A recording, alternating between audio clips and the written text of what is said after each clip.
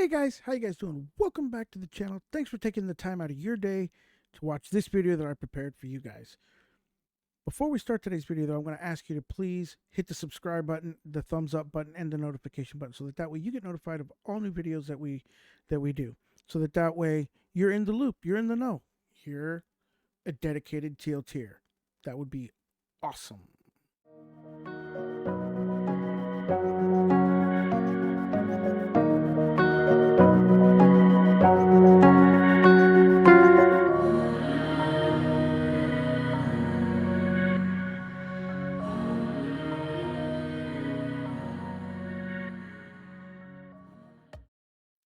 In the spirit of the continuation of the best of Linux 2023, categories being lightweight, independent development, and gaming OSs. We're going to take a look at the lightweight ones today. And those today are going to be ones, as I've said before in the last video and in these upcoming videos, I am not preferencing one as being number one over the other one. Emphatically, it's just would be my preference. If I said one is number one, yeah, out of the list, that would be my choice and my choice only. That is totally not suggesting that it is for you in any way, shape, or form. I want to get that out there right away. If I make that statement in any of these videos, understand it's just simply my preference, okay? I feel that what works for me doesn't always work for other people. And so, I take that into view and into consideration when I'm making these types of videos or any of my videos. So understand, it's just simply my preference. I'm not expecting it to be the same for you. And of course, don't hard quote me on that, okay? So that being said, let's go ahead and take a look at the distributions and start these off. So the first one we're going to look at is Sparky Linux. Why Sparky Linux? Well, Sparky Linux is a lightweight and versatile distribution. It is Debian based and it offers a bunch of different desktops. Okay, the desktops that it offers: Budgie Enlightenment, the Jason's Window Manager, KDE Plasma, LXDE, LXQT Mate, OpenBox, and XFCE. Now, depending on which, all of these are pretty lightweight, and KDE Plasma has gotten to become lightweight. I think it'll do 1 gig, I think, or like 700 megabytes when you boot it on cold. But some of them might actually make it a little bit more not so lightweight as far as system resources are concerned once you start using it. But at boot, most of them will boot very, very lightly. So just keep that in mind. Some of the pros, as I said, Debian based, multiple editions of it with different desktop environments. It's very user friendly because as it's being Debian based, it's going to come with that strong support. It's also going to have the support of, decades of packages and development behind it that has been shared over the course of years that have helped fine tune it and make it better and what they stripped down from Debian to make it what it is. It's lightweight and fast. We all know that. Also custom tools such as the apt us package manager, and then it's a rolling release model. Also, it's got active community, so it's very much so supported by developers and users who provide tons of documentation and updates for it all the time. In fact, it's one of those distributions that when you mention Sparky Linux, people are like, well, hey, what about this? Lightweight distributions. I always say Sparky Linux is always thrown out there. Lots of people use it. Now, some of the cons are the aesthetics. Some users find it Sparky's default look is a little less polished than most, but then again, it's a lightweight distribution. A lot of your candied, themed out, pimped out distributions out there are like hella, heavy on some of the things, on some of the resources. So, that's where it's going to compromise a little bit. Also, it does have a smaller use base. It's not a very popular one, even though it's based off a very popular, a mega huge user based distribution. It's actually very, very, very small in use. You don't find it being used by very, very many people. Also, you're going to have a learning curve because with other desktop environments like GNOME KDE, they're kind of there. So switching to Sparky Linux to some of these like Enlightenment, Jason's Window Manager, OpenBox, which is a floating window manager. Those kind of distributions kind of, those kind of desktop environments leave a lot of people to be like figuring out where some things are. But on most of them, you could right click on it and find what you need. I'll give you that much as a hint. And so, really, being that it's also based on, a rolling release model, for Debian's, testing branch, stability can be some questionable on it. I mean, honestly, if I'm going to speak honestly, I mean that's one of the knocks I have with it, is that it for being a lightweight distribution, you should be basing it on a LTS model, not the rolling release model, and so it keeps you cutting edge, but it does have its caveat and it runs its risk on it. So either way, that's Sparky Linux. If you're one of the few Sparky Linux users out there, hey, comment your use of it down below. Tell me how it's been working for you. If you're thinking of trying it, once again, comment down below. Point being is comment down below so that way people know things. If you had issues with it, comment that down below, but also what the issue was and the fix was. Help a brother out. Don't leave him out in the wind saying, oh, it was this, that, and other, and I had a problem with it, and then just end it there, where you could say, well, I found the issue and the fix for it here, or I was never able to find the fix for it. Don't make it seem like you're trolling when you're stating that, you know what I mean? Or hating, because it isn't bad. It's not a bad distribution. Either way, that is a look at Sparky Linux. The next one we're going to look at is Bod Linux. That's right. Bod Linux. Now, what can I say about Bod? Now, Bod, actually, I did a review on it a while ago, and I got lots of comments on it. And one of the things I will tell you is Bod is a beautiful lightweight distribution. In fact, of all of the ones that we're going to talk about, it's probably the most aesthetically pleasing one out there. Truthfully, Bod is absolutely chef's kiss, a work of art, actually. Bod Linux it's an independent or a lightweight distribution that is based on Debian and Ubuntu. Okay, it's based out of the United States. It's a x86 84 architecture. It actually uses the Moksha desktop. Now, the Moksha desktop is a fork of Enlightenment desktop. So they took Enlightenment, which is beautiful of its own. If you want a lightweight distribution with a beautiful desktop environment, you want to use Enlightenment. But their Moksha desktop takes that and just sprinkles a little bit of, sweetness and then an extra pinch of goodness with a side twist of awesomeness into it. I mean, it literally is a sexy desktop when it comes to, lightweight distributions. I don't think there's one that can beat it out there. It is beautiful. I can't rave over it enough. Now, the pros are that it's lightweight. It's Ubuntu based, so therefore the package manager system is and Debian based is going to be the app package manager with the synaptic and that kind of good stuff. Customizability: the Moksha desktop environment offers unique and highly customizable user experiences as well.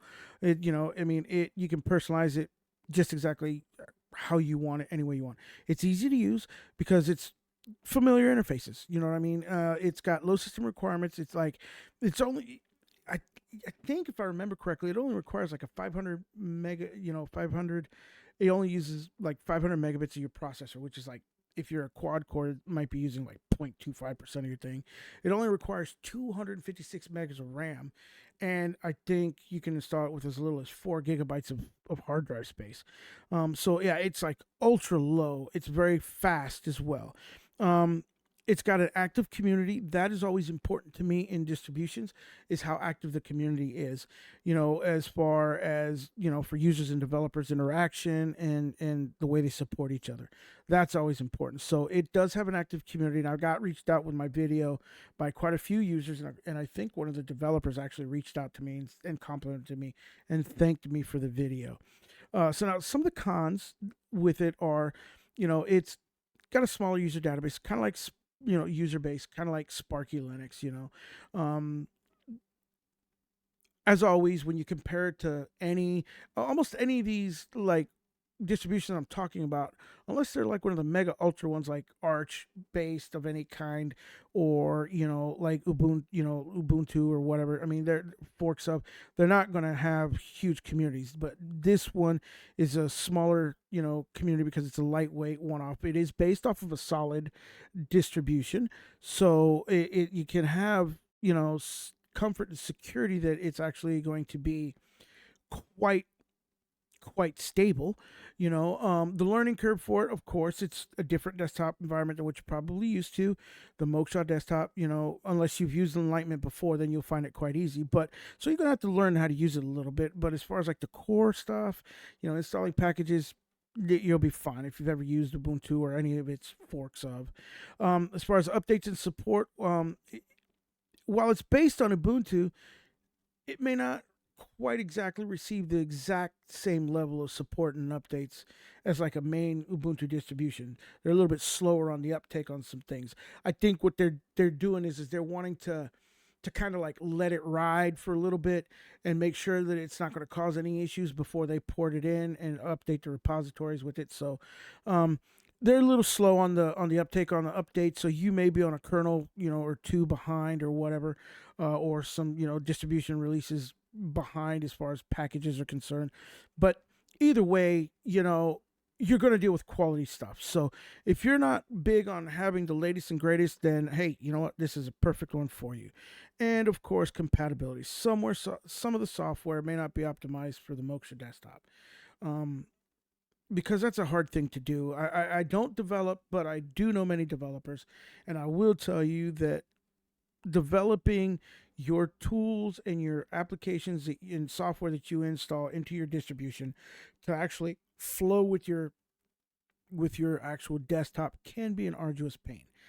Now, that being said, how many of us have installed distributions, did updates, and our theming got broke for whatever reason? Well, that's because a package didn't transition quite like all the way across through GTK, Qt, or whatever.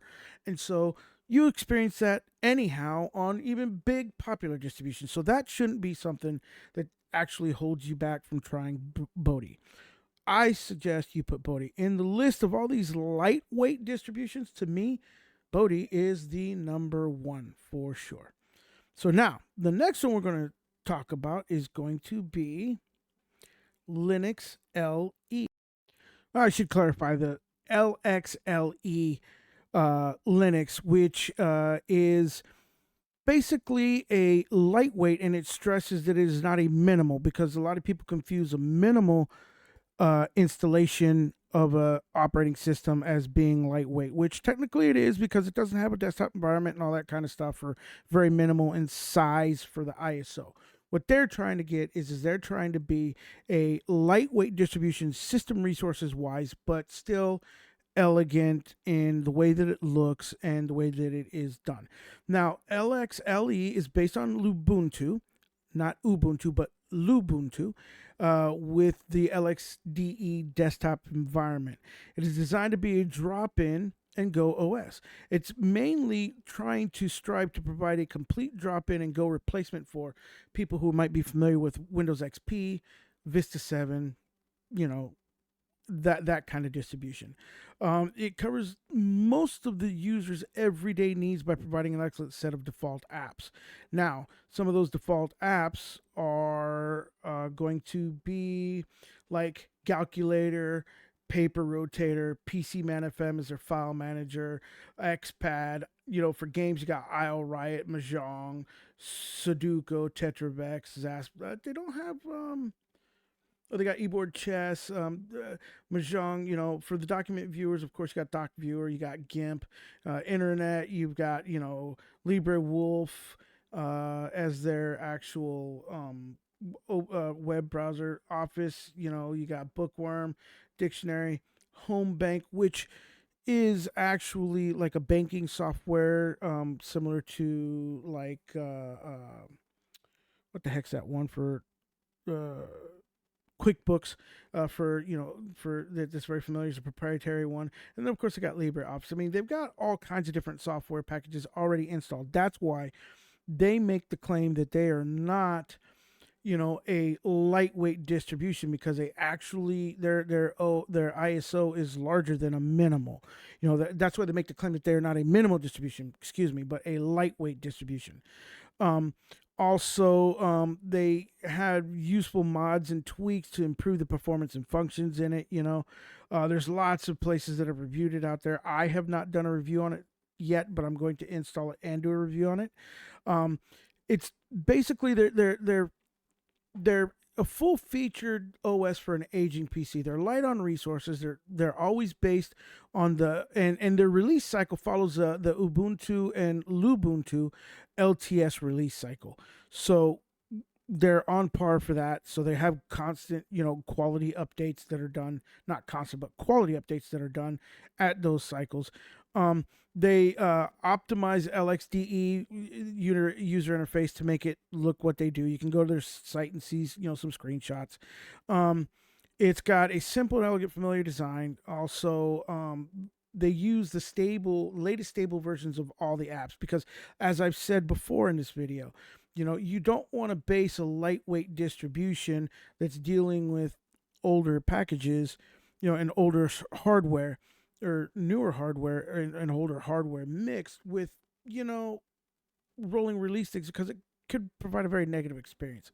They added some extra PPAs to the app package manager for other available software. They also use Expose, AeroSnap, and Quick Launch apps. They have, I guess it's like 100 or more gorgeous wallpapers in it as well, from what I understand. And it's available in 32 and 64-bit versions as well. So you can boot and be online in less than a minute with this distribution. I mean, it's actually pretty freaking awesome from what I read and understand in some of the other reviews that I've seen. Now, I haven't done a review on it yet, so I'm kind of putting that one out there because I think it's one that is making it to the review list, and that's that's the only reason why I'm talking about it, to be honest with you, is because I plan on doing a review on it, and I plan on seeing what it's truly capable of. So, either way, you guys go check it out. If you have used it and you actually know about this, the actual nuances of this thing, please leave a comment down below. I'm very interested to read that. If you haven't, then hey, you like me, go download it, find out, and actually tell me what your experience was with it, because I'll certainly be making a video on my experience. Either way, that is a look at LXLE Linux. All right.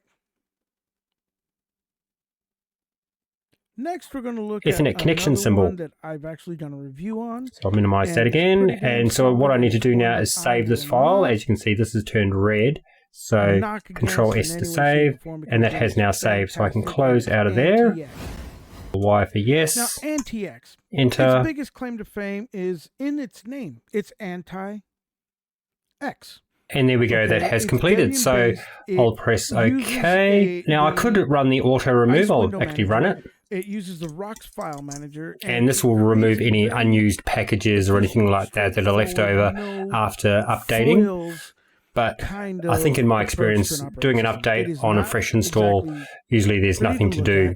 And there we go, as you can see, nothing needed to be done, so I can just simply press OK. And what I'm going to do now is reboot my computer to make sure everything is set in place, and I'll see you once I've logged back into my computer.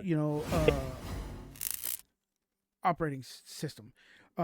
It is actually... Cool, so I've logged back in. Now, the next thing I'm going to do is launch my terminal. So Control-Alt-T launches the terminal. And what I'm going to do is theme my terminal. So what I'll do is I'll go to Preferences and then click on Configuration Manager and then go over to Colors and I'll select Default and then Close. Next, I'm going to make the font a little bit bigger just so that you can see this at home a little easier. So I'll go to Preferences, Edit Current Profile, and then for the font, I'll just make this say 14. Cool, I'll click OK, and then close. Cool, so the last configuration to my terminal is I'm going to get my terminal to show me password feedback. So whenever it asks me for my password and I type in my password, it's going to show me asterisks every time I type in a letter or a number. So to do that, I'll run the command sudo visudo and then enter my password. And as you can see, there was no password feedback just then, so I'll press enter. And then I'll use my arrow key and I'll create a new line after env reset. And I'll type in default tab and then pw feedback or password feedback. Cool, now I'll press Ctrl X to exit. And then Y to save the modified buffer, and then enter to write it. Cool, so I'll now close out of my terminal window and I'll reopen it, Control Alt T, and there we go, I now have my newly themed terminal. Not one that I have to make. I could just tweak on it a little bit. Now, some people are tinkerers. They like to do that. They like to make it their own way. Now, LXLE ships with a firewall pre-installed. The firewall is called Uncomplicated Firewall, otherwise known as UFW, and I'll use UFW because it's a little bit easier to say than Uncomplicated Firewall. Now, there's also a companion application that you can use in most other Linux distros called GUFW, or Graphical Uncomplicated Firewall. However, at the time of this recording, GUFW doesn't actually work in LXLE. Now, it may work in the future, but currently it doesn't. So luckily, Uncomplicated Firewall is very uncomplicated. So what I'm going to do is open up my terminal window, and I'll tile this window to the left, so Control Alt 1, and I'll get into keyboard shortcuts and tiling very soon in the video. So what I want to do firstly is check the status of the uncomplicated firewall. So I'll type in sudo UFW status. Press enter, and as you can see, UFW is currently inactive. So before I activate it, I'm going to configure it. So the first thing I'm going to do is allow outgoing data. So I'll run the command sudo UFW default allow outgoing. Lightweight distributions, the one-offs, press enter, and that is done. Next, I'm going to deny incoming. So sudo UFW default deny incoming. You're going to have to install it and do all that kind of stuff. Cool. Now UFW has configurations for a bunch of common applications. To find out what those applications are, type in sudo UFW app list, and as you can see, here are the common apps that UFW has configurations for. So I'm going to allow SSH, and this is for networking on my network. So to allow SSH through the firewall, I'll type in sudo UFW allow, and then I'll use the same syntax, which is in uppercase, so SSH, and then enter. And next I want to... Definitely one of those distributions you might want to consider, trying and using on one of your old potato laptops or something like that, and try, you can revive the heck out of them. All these distributions are made for that. So if you want to use it on a laptop, that's potato or a potato hardware machine, have at it. You could use that for a server, whatever. It's great. These are great distributions to use. Ones that have support, ones that are well known, ones that you can get documentation on. So yeah, have at it. Leave a comment down below what you thought about this video. Also, I'd like to take a minute to ask, if you haven't subscribed to the channel, please subscribe to the channel. It helps out immensely. It's only $1.99. Also, if you want to give more than that, or maybe you don't want to do it over the actual YouTube, the YouTube, space, you can visit it at Buy Me a Coffee, or you can visit me at Patreon. We're on both of them. More people use Buy Me a Coffee than those, so if you're wanting to know, that's the one to use, I guess, or Patreon, but they're both there for you. It only helps out the channel. So till then, I'll tell you guys, keep doing what you do. Keep on Linux and stay blessed. Have a great day, and above all, I will see you in the very next one.